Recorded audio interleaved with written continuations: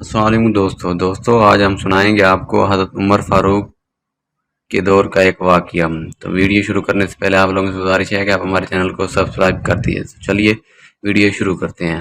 حضرت عمر بن خطاب کے دور خلافت میں بیت المقدس سے ایک مسلمان مدینہ آیا۔ اس نے مزار رسول صلی اللہ علیہ وآلہ وسلم کی زیارت کی اور مسجد نبی میں ڈیرا ڈال دیا۔ شب و روز عبادت میں صرف کرتا تھا۔ وہ دن کو روزہ رکھتا تھا اور رات کو مصروف عبادت رہتا تھا۔ وہ نوجوان حسین اور خوشرو تھا۔ حضرت عمر رضی اللہ عنہ کا دور تھا۔ مدینہ میں اس کا زہد و تقوی ضرب المثل بن چکا تھا۔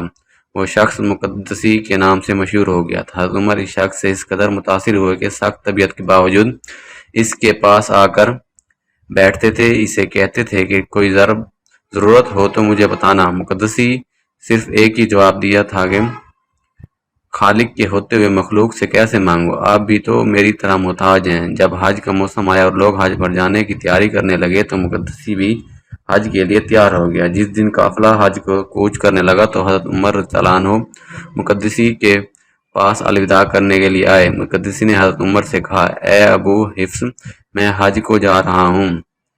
میرے پاس ایک چیز ہے، اگر آپ میرے حج سے واپسی تک اپنے پاس امانت رکھنے کی زحمت گوارا فرمائے تو مہربانی ہوگی۔ حضرت عمر رضی اللہ عنہ نے کہا، یہ بھی کوئی بات ہے، امانت میرے سپرد کر دیں۔ واپسی پر سنبھال لیا۔ مقدسی نے ہاتھی کے دانت کی ایک ڈبیا دی جو لوہے کے فکل سے مکفل تھی، حضرت عمر کو دی اور آپ رضی اللہ عنہ نے وہ اپنے پاس رکھ لی۔ مقدسی حج پر چلا گیا۔ حضرت عمر رضی اللہ عنہ قافلہ حج کو بیرون مدینہ تک الوداع کہنے گئے۔ اس تمام راستے میں وہ مقدسی کے ساتھ چلتے رہے۔ الوداع کرتے ہوئے حضرت عمر نے امیر کارواں کو مقدسی کے بارے میں وصیت کی اور اسے کہا کہ راستے میں اسے کوئی تکلیف نہیں ہونی چاہیے۔ اس قافلہ حج میں ایک انصاری عورت بھی تھی۔ اسے رفتہ رفتہ اس مقدسی کے شباب اور حسن و جمال نے لبھانا شروع کر دیا۔ ابتدا میں تو اس نے اپنی دلچسپی کو اس حد تک محدود رکھا کہ مقدسی کس جگہ قیام کرتا تھا یہ اس کے قریب جگہ بنا لیتی۔ بالآخر جب مقدسی نے اس کی طرف کوئی توجہ دی تو اس نے خود پیش قدمی کی اور اس سے کہا کہ مجھے تو آپ کے اس جوانانہ اور نرم و نازک جسم پر یہ اونی لباس اچھا نہیں لگتا، یقیناً یہ چبھتا ہوگا اور آپ کو تکلیف ہوتی ہوگی۔ مقدسی نے جواب دیا، ارے بھلی مانس، اس جسم پر ترس کا کیا فائدہ جو مٹی کی غذا ہے۔ انصاریہ نے کہا، آپ کا چہرہ کتنا حسین ہے، جب اس پر دھوپ پڑتی ہے اور حرارت سے چہرے کا رنگ سرخ ہو جاتا ہے تو مجھے بڑی کوفت ہوتی ہے۔ مقدسی نے کہا، ہوش کے ناخن لیں، ایسی باتیں نہ کر، مجھے اپنے رب کریم کے حضور سے باز رکھنے کی کوشش نہ کر۔ اب عورت کے صبر کا پیمانہ لبریز ہو گیا تو اس نے کہا، عابد صاحب، آپ سے ایک کام ہے، اگر آپ نے میری مرضی کے مطابق کر دیا تو بہتر، ورنہ اپنا کام نکالنے تک میں آپ کا پیچھا نہیں چھوڑوں گی۔ مقدسی نے کہا، آپ کام بتائیں، اگر میرے بس میں ہوا تو ضرور کروں گا۔ عورت نے کہا، میں بھلا ایسا کام آپ کو کیوں کر کہوں گی جو آپ کے بس میں نہ ہوگا۔ مقدسی نے کہا، آپ زیادہ پریشان نہ کریں، کام بتائیں۔ عورت نے مسکرا کر کہا، میری صرف ایک ہی خواہش ہے کہ آپ رات کا کچھ حصہ میرے ساتھ میرے مالک کی حیثیت سے گزاریں۔ مقدسی نے کانوں کو ہاتھ لگائے، اللہ کا خوف دلایا، سختی سے جھڑک دیا اور کہا، دیکھ، میں اس کماش آدمی نہیں ہوں، تو بھی خانہ خدا کی زیارت کو جا رہی ہے، اپنے ذہن کو اس شیطانی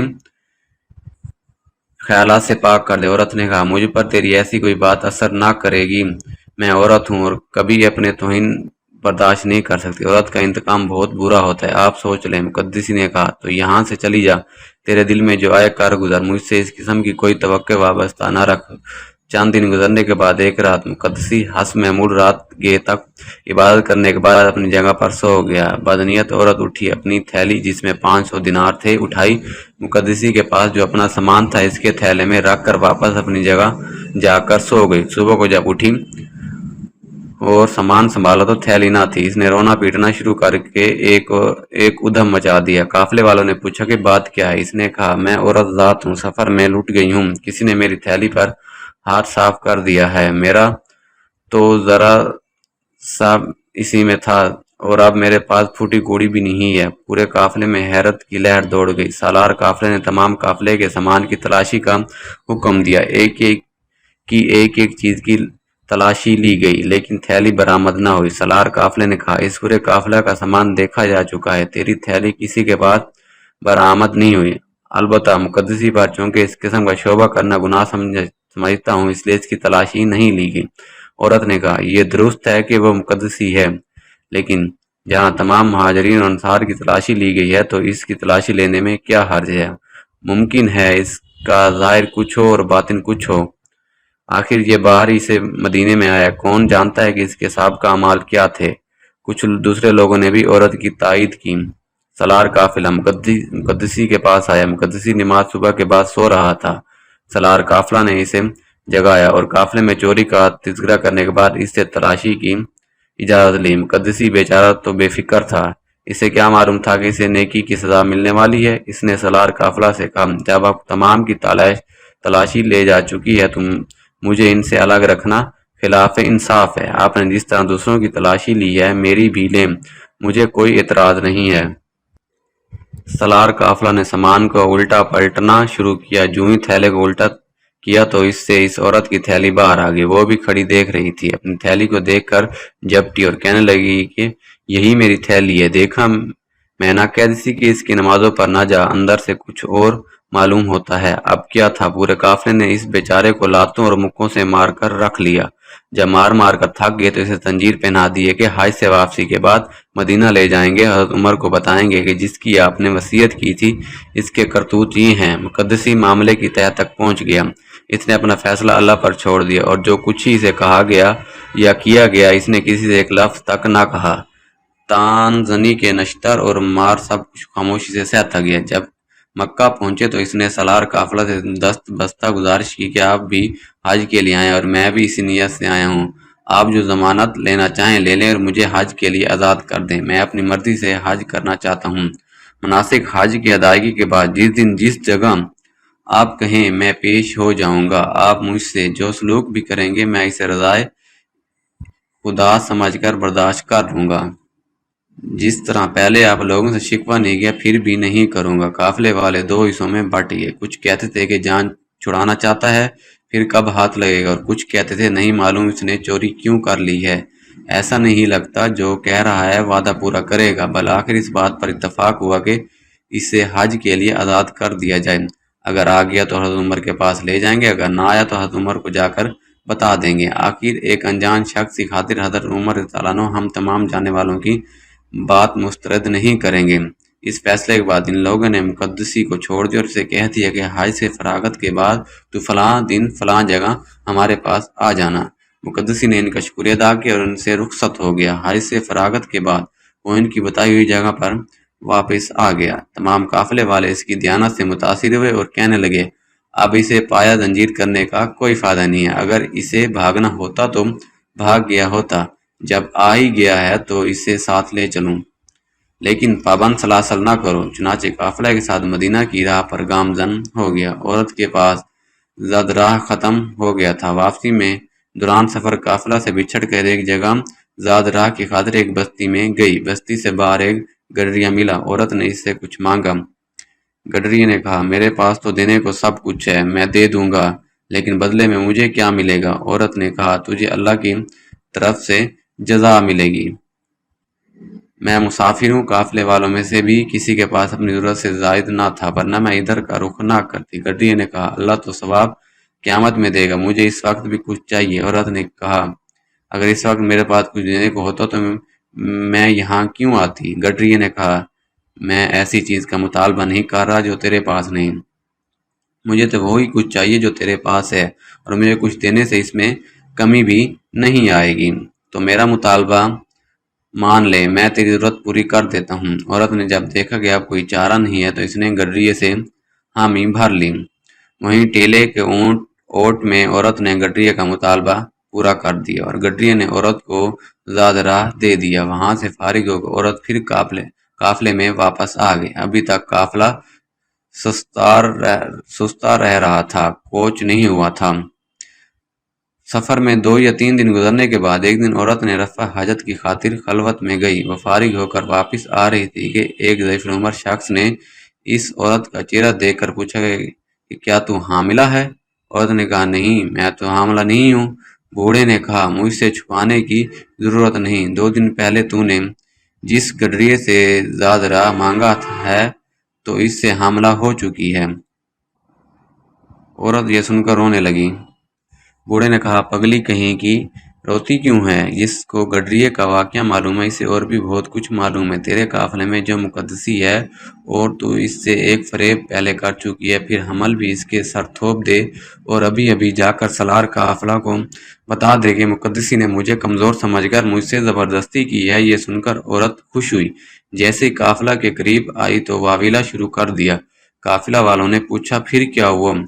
औरत ने रो रो कर कहा कि इस मुकद्दसी जालिम ने मुझे कहीं का नहीं छोड़ा। इसने ज़बरदस्ती मुझे घेर कर बल जबर ज़ना किया है। मैं शर्म के मारे कुछ ना कह सकी और ना किसी को बता सकी। मुझसे ज़बरदस्ती हो गई, लेकिन अब हामिला चौंके मेरे बस में नहीं रहा। मुझे यकीन हो गया है कि इसकी ज़बरदस्ती का नतीजा बहर सूरत ज़ाहिर होकर रहेगा। मैं ज़बान खोलने पर मजबूर हो गई हूँ। ये सुनते ही काफिले वाले एक मरतबा फिर खुद मुकद्दसी पर पड़ पड़े। लातों, घूंसों और मुक्कों से इसका बुरा हाल कर दिया। लेकिन मुकद्दसी ने किसी को कुछ ना कहा और ना अपनी सफाई में जबान खोली। इतनी गालियां पड़ती रहीं, इतनी मार पड़ती रही और जिस कदर लान तान तशनी होती रही, सब कुछ खामोशी से सुनता रहा। मदीना करीब था। अहले मदीना को काफिला की वापसी की इत्तला मिल चुकी थी। हज़रत उमर रज़ियल्लाहु अन्हु और दीगर अहले मदीना बैरून मदीना काफिला के इस्तकबाल के लिए रुके हुए थे। जब काफिला पहुंचा तो हर एक दूसरे से बगलगीर होने लगा। हज़रत उमर की निगाह मुकद्दसी को तलाश कर रही थी कि सालार काफिला ने हज़रत उमर को चोरी और जनाब बिल जबर की दोनों दास्तानें सुना दी। हज़रत उमर ने देखा मुकद्दसी पाबंद सलासल सब को खामोशी से सुन रहा था। हज़रत उमर ने फरमाया, ए जालिम, ये तूने क्या किया? तेरा ज़ाहिर तो बड़ा अच्छा था, लेकिन तेरा बातिन इतना बुरा। बाखुदा मैं तुझे वो सजा दूंगा कि तेरे जैसे बदबातिन फिर कभी लिबास जहद पहनकर किसी को फरेब न दे सकेंगे। मुकद्दसी ने जबान तक न खोली, खामोशी से बैठा रहा और सुनता रहा। दूसरी तरफ लोगों की भीड़ में लम्हा बलम्हा इजाफा होता चला गया और लोग इंतजार करने लगे कि अब देखें क्या फैसला होता है। इतने में हज़रत अली तशरीफ ले आए। हज़रत उमर ने तमाम वाक़या हज़रत अली के गोश गुजार किया। आपने मुकद्दसी को देखा कि वो सर झुकाए पाबंद सलासर खामोश बैठा ज़मीन को देख रहा है। हज़रत अली ने फरमाया कि मैं अली खुद गवाही देता हूँ कि इस शख्स ने ना ज़ना किया है और ना चोरी की है। हज़रत उमर ने यह बात सुनते ही अपनी जगह छोड़ दी। हज़रत अली के पास आकर खड़े हुए और फरमाने लगे, ए अली, भला ये कैसे हो सकता है? भला कोई औरत अपने आप को दागदार करती है? हज़रत अली ने औरत को अपने पास बुलाया और फरमाया, शराफत से अपनी पूरी दास्तान इन लोगों के सामने बयान कर दें। औरत ने कहा, काफिला ने मेरी थैली इसके माल से बरामद की है। ये काफिला चोरी का गवाह है। जहाँ तक जना का ताल्लुक है तो जना गवाहों के सामने नहीं किया जाता। बात यह है कि इसकी रात बड़ी हसीन और दिलकश थी। काफिले वाले जानते हैं कि मैं इसकी कुरत सुनने की खातिर इससे करीब तर रहती थी। एक रात जब काफिले वाले सो गए तो मैं इसके करीब ही पड़ी इसकी कुरत सुन रही थी। जब मैं समा में मुनहमिक हो गई तो इसने अचानक इतनी जल्दी से मुझे दबोच लिया कि मैं हिल न सकी और रुसवाई के खौफ से फरियाद तक न कर सकी। जब मुझे हमल का यकीन हो गया तो मेरे पास इजहार के सिवा कोई चारा कार न था। हज़रत अली ने फरमाया, अल्लाह तुझ पर लानत करे, तूने दोनों बातों में झूठ बका है। फिर हज़रत अली हज़रत उमर की तरफ मुतवज्जह हुए और फरमाया, ए अमीरुल मोमिनीन, इस नौजवान ने हज पर जाते हुए आपको अमानत दी थी। हज़रत उमर ने फरमाया, बिल्कुल मेरे पास की अमानत मौजूद है। हज़रत अली ने अर्ज़ किया, आप ऐसा करें, वो हाथी दांत की डबिया जिस पर लोहे फकल पड़ा है, इस जवान की अमानत 2 बार में मंगवा कर अपने पास रखें, फिर मैं आपको असल वाक़या से आगाह करता हूँ। हज़रत उमर ने वो डबिया मंगवाई और अपने पास रख ली। हज़रत अली ने औरत को अपने पास और सामने खड़ा किया और फरमाया, अब मैं जो कुछ पूछता जाऊँ सीधी सीधी बात बताती जाना, वरना तुझे मालूम होना चाहिए कि मैं इस भरे मजमे में तेरे साहब का करतूत मैं गवाहों के खोल कर रख दूंगा। औरत का जिस्म पसीने से शराबोर हो गया और थर थर कांपने लगी। हज़रत अली ने फरमाया, क्या तूने फलां मकाम पर इस जवान के पास जाकर इसे दावत गुनाह दी थी? आपने औरत के वो जुमले दोहराए जो इसने इस मुकद्दसी जवान के जिस्म की नरमी और चेहरे की बशाशत के मुतालिक कहे थे।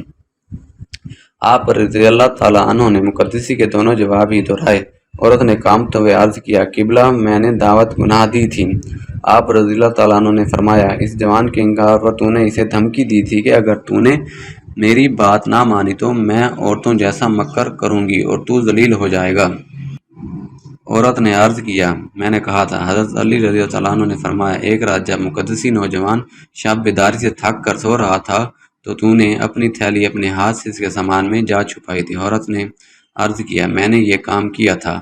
حضرت علی رضی اللہ عنہ نے سالار قافلہ سے فرمایا جب تو نے تمام قافلے کی تلاشی لے لی تھی اور اس عورت کو بتایا تھا کہ مقدسی کے سوا تمام قافلے کا سامان دیکھا جا چکا ہے، تیری تھیلی برآمد تو اس نے تجھے مقدسی کی تلاشی پر آمادہ کیا تھا۔ سالار قافلہ نے کہا بالکل، اس نے یہی الفاظ کہے تھے جو آپ نے فرمائے ہیں۔ آپ رضی اللہ نے عورت سے کہا واپسی پر جب تیرے پاس زاد راہ ختم ہو گیا تو فلاں مقام پر قافلہ سے جدا ہو زاد راہ کی تلاش میں فلاں بستی کی طرف گئی تھی۔ عورت نے عرض کی جی ہاں ضرور گئی تھی۔ آپ رضی اللہ نے فرمایا بستی کے باہر تجھے فلاں بند فلاں رنگ و شکل کا گڈریاں ملا تھا؟ عورت نے کہا ہاں ملا تھا۔ آپ نے فرمایا تو نے اسے زاد راہ کا سوال کیا؟ عورت نے کہا میں نے زاد راہ مانگا تھا۔ آپ نے فرمایا جواب میں اس نے بھی تجھ سے کچھ مانگا تھا؟ عورت نے کہا اس نے بھی مانگا تھا۔ آپ رضی اللہ نے فرمایا کافی تکرار کے بعد تو اس کا مطالبہ پورا کرنے پر رضامند ہو گئی تھی؟ عورت نے کہا ہاں میں رضامند ہو گئی تھی۔ آپ رضی اللہ نے فرمایا تو گڈریا کا مطالبہ پورا کیا اور گڈریا نے تیری ضرورت پوری کر دی تھی، تجھے خیال نہ رہا لیکن تجھے حمل ہو گیا۔ 2 دن بعد فلاں مقام پر تو رفع حاجت کے لیے گئی تھی؟ عورت نے کہا گئی تھی۔ آپ نے فرمایا واپسی پر تجھے شیطان ملا تھا؟ عورت نے کہا نہیں علی، میں نے شیطان کو کبھی نہیں دیکھا۔ آپ نے فرمایا یا رفع حاجت سے واپسی پر تجھے اس حلیے کا ایک بوڑھا آدمی ملا تھا جس کی بھویں آنکھوں پر گری ہوئی تھی، کوہر جھکی ہوئی تھی، رنگ کالا تھا، سفید کپڑے پہنے ہوئے تھے، ایک ہاتھ میں دانوں والی لڑی کی تسبیح تھی اور دوسرے ہاتھ میں بڑا سا ڈنڈا تھا؟ عورت نے کہا ہاں ایسا شخص ملا تھا۔ آپ رضی اللہ عنہ نے فرمایا وہی شیطان تھا اور اس نے تجھے بتایا تھا کہ تجھے گڈریا سے حمل ہو گیا؟ عورت نے عرض کیا مجھے اس نے بتایا تھا۔ آپ رضی اللہ عنہ نے فرمایا یہ بات سن کر تو رونے لگ گئی تھی اور اس نے تجھے ان الفاظ سے تسلی دے کر بتایا تھا کہ مقدسی کا نام لے کر قافلے والوں کو بتا دیں۔ تو نے قافلے میں واپسی کے بعد واویلا کر کے قافلے والوں کو بتایا؟ عورت نے کہا بالکل اے علی، ایسے ہی جیسے آپ نے فرمایا ہے، ایسے معلوم ہوتا جیسے آپ قافلے کے ساتھ تھے اور میرے قدم قدم پر آپ میرے سایہ کی طرح تھے۔ آپ نے فرمایا اے ابو حفص، اس جوان نے شوق عبادت میں انتہا پسندی سے کام لے کر اپنے آپ کو عورت کے ناقابل بنا رکھا تھا، اور اس نے جو آپ کو امانت دی تھی اور جو اس وقت آپ کے پاس ہے اس میں اس کی انتہا پسندی کا نتیجہ ہے۔